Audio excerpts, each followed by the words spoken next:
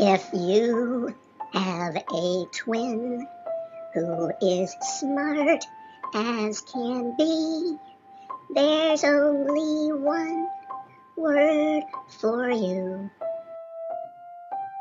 lucky. Trying to understand some basic things about writing and storytelling, and Jim is about to explain something that I will find particularly interesting. Hey, Johnny boy. Okay, so you were saying about some... Just a little background. Okay. When I was younger, I applied to the various writing programs, and I got into the University of Iowa Writers Workshop, which at the time was most likely the most famous one in possibly the world, thanks to Flannery O'Connor and Raymond Carver and other Illuminati. So, feeling like a complete imposter, I went to the Swickley Library and decided to get some books out on how to write fiction, just so I had a clue. Because I figured my classmates were going to be like semi-famous writers to begin with, and I didn't really even know what I was doing.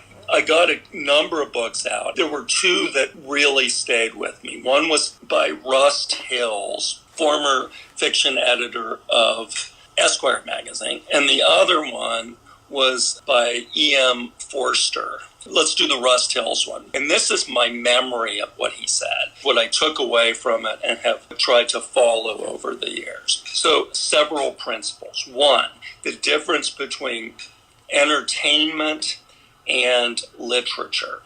And he said that it basically boils down to the point of view character. The person whose eyes the reader is viewing the information. He compared The Great Gatsby and a James Bond novel. Well, the James Bond novel, the point of view character is James Bond, this larger-than-life hero who has all sorts of interesting sexual and violent encounters, and it's fun to read about. But by the end of the James Bond novel, he is exactly the same James Bond that he was at the beginning of the novel. Stirred, but not shaken. Right. So then, in The Great Gatsby, the point of view character actually is not Gatsby, because he's sort of this hero, and he doesn't really change either. He's kind of the same as James Bond, this larger-than-life character, flamboyant. But the point of view character in The Great Gatsby is Nick Carraway. Yeah. He's like this Midwestern kid who becomes enthralled with the legend of Gatsby and really admires him and all this. So it's through his eyes that we see all the action unfold. And by the end of it, Nick Carraway is changed. I think he decides to go back to St. Paul. He just realizes the shallowness, I guess, if that's maybe not the right word. Rust Hill said that what the essence of literature is that the point of view character with whom the reader identifies, because that becomes sort of our vicarious self. By the end of the book, the point of view character changes. In some sense, it can be a profound one, it can be a minor thing. He also said another kind of change is if they get to the end of the book and they decide that they aren't going to change, but the change is that now they realize that change was a possibility. They've denied it, and there's no going back. And an example of that would be that James Joyce story, Eveline. Oh, yeah. When about to leave Ireland and just can't do it.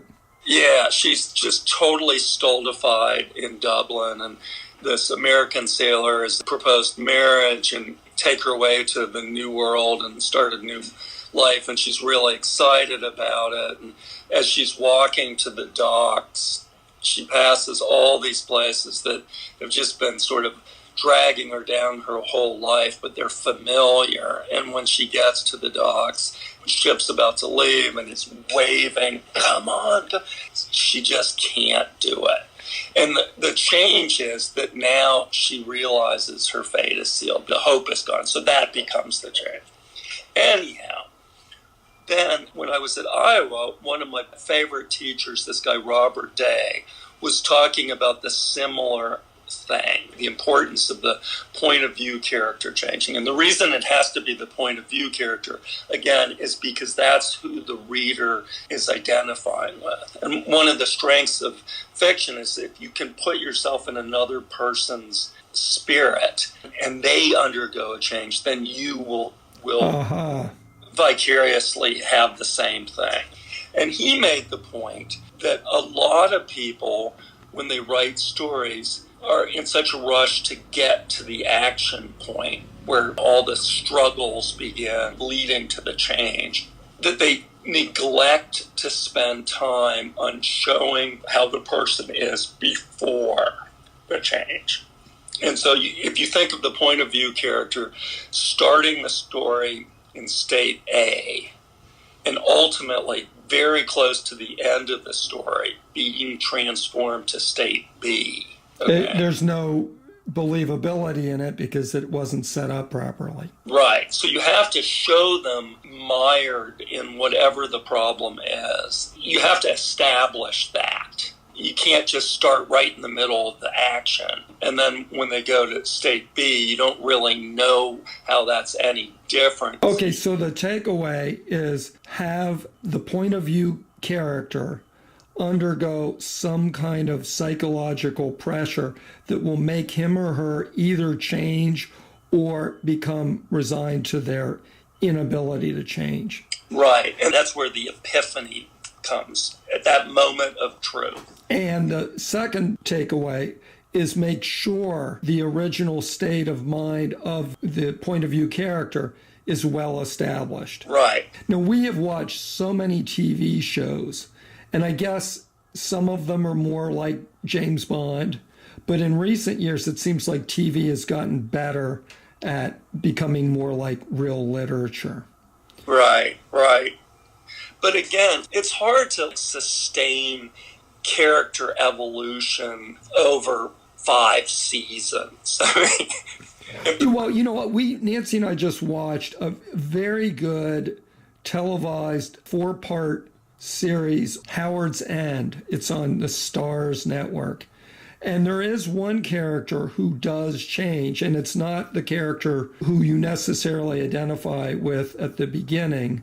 And it's not a character you even like very much until the very end, at least in my opinion. And I won't give it away who that person is. And who wrote that? E.M. Forster.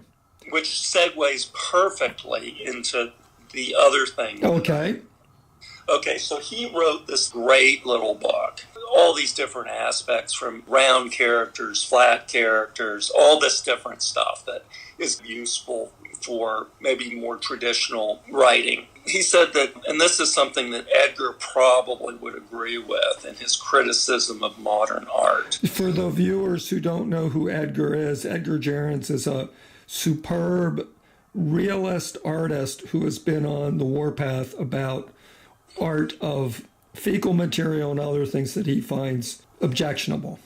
Giant penises, pieces of trash left on the floor. Floor art. He has a particular distaste for floor art.